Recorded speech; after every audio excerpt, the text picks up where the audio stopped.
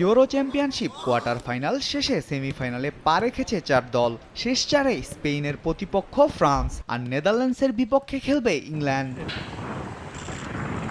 এবারের ইউরোতে দুর্দান্ত ফুটবল খেলেছে স্পেন। প্রতিটি ম্যাচে দারুণ আগ্রাসী ও কার্যকর ফুটবল উপহার দিয়ে এখন পর্যন্ত অপরাজিত স্পেন। ৫ ম্যাচে ১১ গোল করার বিপরীতে হজম করেছে মাত্র ২টি, যার একটি আত্মঘাতী। ক্রোয়েশিয়া, ইতালি, আলবেনিয়া ও জর্জিয়াকে হারানোর পর কোয়ার্টার ফাইনালে জার্মানিকে বিদায় করে তারা।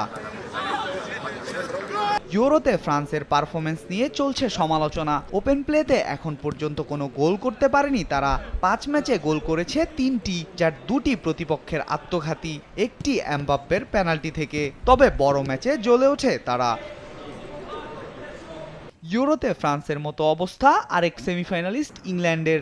সময়ের অন্যতম সেরা তারকাদের নিয়ে হতশ্রী অবস্থা দলটির। গ্রুপ চ্যাম্পিয়ন হয়ে নকআউট পর্বে ওঠার পর শেষ ১৬য় স্লোভাকিয়া আর কোয়ার্টার ফাইনালে সুইজারল্যান্ডকে হারায় ইংলিশরা। আরেক সেমিফাইনালিস্ট নেদারল্যান্ডস ২০ বছর পর সেমিফাইনালের মঞ্চে। গ্রুপ পর্বের ধাক্কা সামলে ঘুরে দাঁড়ানোর আখ্যান রচনা করতে হয়েছে কোয়ার্টার ফাইনালেও। তুরস্কের বিপক্ষে পিছিয়ে পড়েও লড়াই করে জয় তুলে নেয় ডাচরা। সেমিতে ইংল্যান্ডকে সমীহ করলেও নিজেদের নিয়ে আত্মবিশ্বাসী coach Koeman. Al Mahmud Fahim, sports desk, দেশ টিভি।